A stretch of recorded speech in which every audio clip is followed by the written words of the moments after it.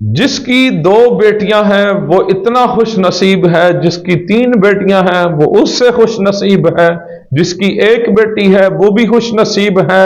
लोग पता नहीं क्यों मायूस हो जाते हैं बेटी जैसे अजीम रिश्ते को देखकर, बेटी मिलने पर कि फलां ताना देगा, सास मुझे नीचे लगा लेगी, सास मुझे ताने देगी, बेटा ये कहेगा मां मुझे ताने देगी कि तेरी बीवी ने बेटियां ही पैदा की हैं, या खानदान वाले ये कहेंगे कि बेटी हुई है। और बड़े अजीब माहौल में हम डर रहे होते हैं, परेशान होते हैं लोगों के तानों से।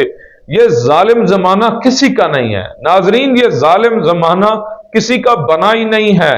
याद रख लें, हमने अपनी कब्र में जाना है, अपने नबी को मुंह दिखाना है, अल्लाह की बारगाह में हाजिर होना है। लोग क्या कहेंगे, लोग ये कहेंगे, लोग वो कहेंगे, लोग तो बंदे को जीने ही नहीं देते, तो बंदा लोगों को क्यों देखे। वो जो बेटी कायनात की अजीम रहमत अल्लाह की जानिब से आई है, उसे देखकर बंदा परेशान हो। जो बेटी का रिश्ता भी है, बीवी का रिश्ता भी है, बहन का रिश्ता भी है, मां का रिश्ता भी है, उसी के कदमों तले फिर अल्लाह जन्नत भी रखता है, वो बेटी कैसे बोझ हो सकती है।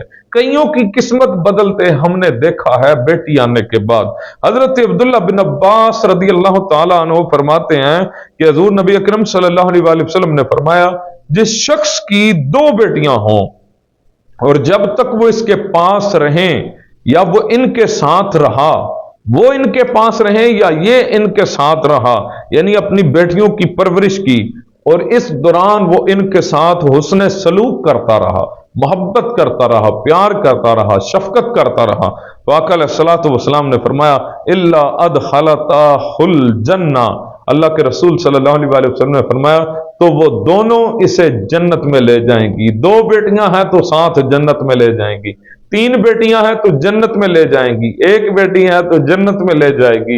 ये बेटी कितना खूबसूरत रिश्ता है, दुनिया में भी वफा करती है और आखिरत में भी वफा करेगी। अल्लाह रब्बुल आलमीन हमें बेटी जैसे अजीम रिश्ते की कदर करने की तौफीक अता फरमाए। बेटियां बोझ नहीं होती।